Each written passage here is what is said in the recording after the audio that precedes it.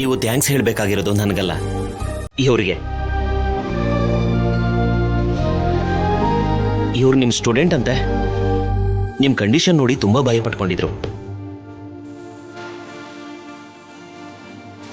ನಿಮ್ಮ ಸಂಬಂಧಿಕರು ಯಾರೂ ಇಲ್ಲದೆ ಇದ್ದಾಗ ನಿಮ್ಮ ಜೊತೆಗೆ ಯಾರಿರ್ತಾರೆ ಅಂತ ಕೇಳಿದ್ದಕ್ಕೆ ನಾನಿರ್ತೀನಿ ಅಂತ ಹೇಳಿ ರಾತ್ರಿ ಪೂರ್ತಿ ಇವರು ನಿಮ್ಮ ಜೊತೆಲಿ ಇರೋದಕ್ಕೆ ಸಿದ್ಧವಾಗಿದ್ರು.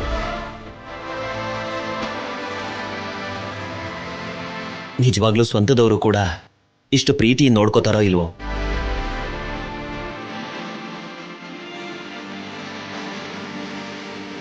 Take care.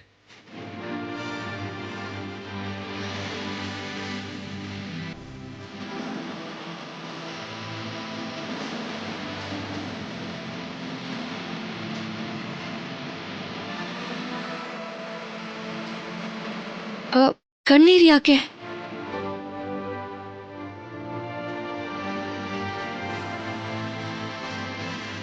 ನನಗೋಸ್ಕರ ಮನೆಗೆ ಹೋಗದೆ ಇಲ್ಲೇ ಉಳ್ಕೊಂಡ್ಯಾ?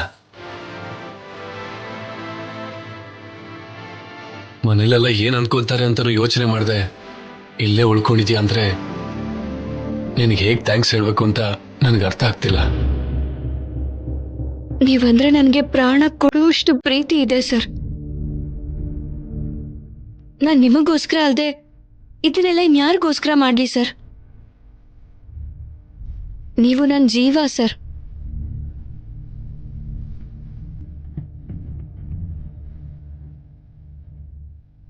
ನೀವಿಲ್ದೆ ನನಗಿರಕ್ಕಾಗಲ್ಲ ಸರ್.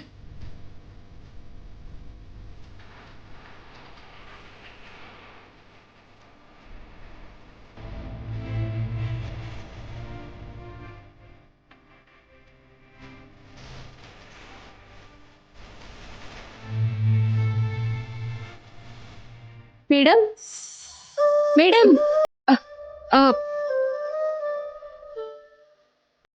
ಎದ್ದೇಳಿ, ಸರ್ಗೆ ಇಂಜೆಕ್ಷನ್ ಕೊಡಬೇಕು.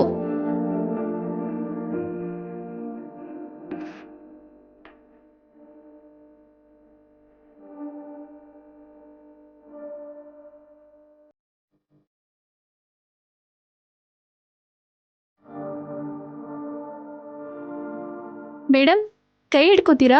ಇಂಜೆಕ್ಷನ್ ಕೊಡಬೇಕು.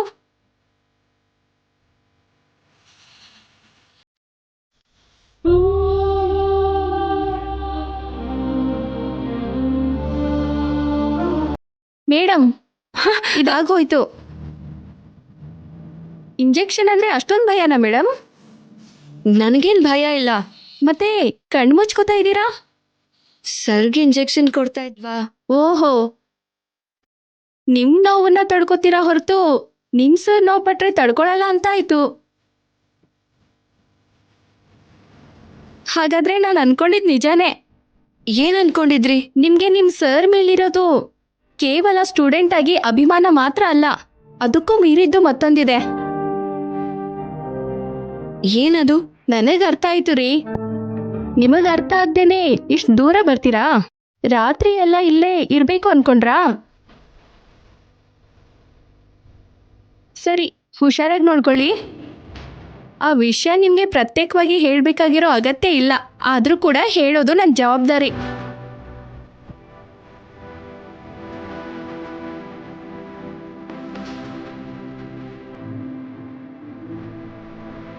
ನೋಡಿದ್ರಾ ಸರ್, ನನ್ನ ಪ್ರೀತಿ ಆ ನರ್ಸ್ಗೂ ಕೂಡ ಅರ್ಥ ಆಯ್ತು.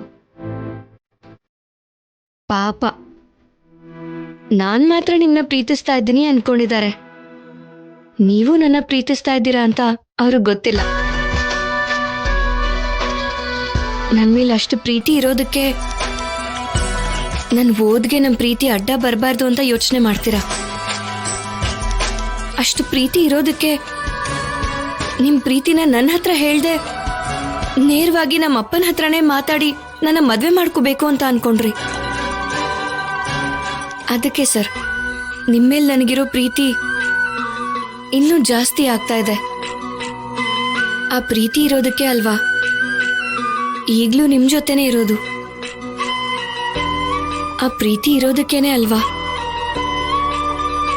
ಹೇಗೂ ಗಂಡ ಹೆಂಡತಿ ಆಗೋರೆ ಅಲ್ವಾ ಅಂತ ಹೆಂಡತಿಯಾಗಿ ಹತ್ರ ಇದ್ದು ಸೇವೆ ಮಾಡಬೇಕು ಅಂತ ಡಿಸೈಡ್ ಮಾಡಿದೆ. ಇನ್ಮೇಲೆ ನಮ್ಮ ಪ್ರೀತಿಗೆ ಯಾವ ಅಡ್ಡಿನೂ ಆಗಲ್ಲ ಸರ್.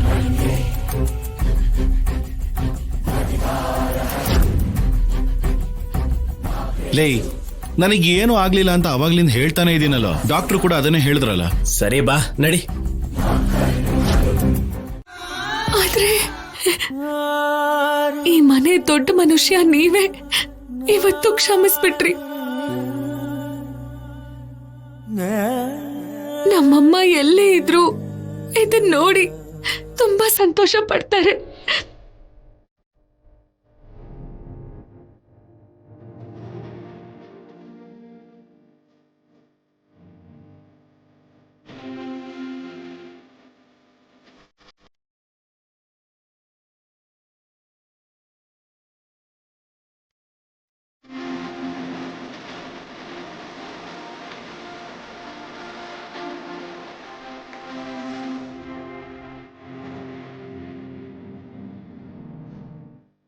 ಹೌದು, ನೀನ್ ತಿಂದ್ಯಮ್ಮ? ನೀವ್ ತಿಂದಾದ್ಮೇಲೆ ನಾನು ತಿಂತೀನಿ ಬಿಡಿ ದೊಡ್ಡಪ್ಪ. ಮಕ್ಕಳು ತಿಂದ ಮೇಲೆ ತಂದೆ ತಾಯಿ ಊಟ ಮಾಡ್ಬೇಕಮ್ಮ. ನೀನು ತಿನ್ನು.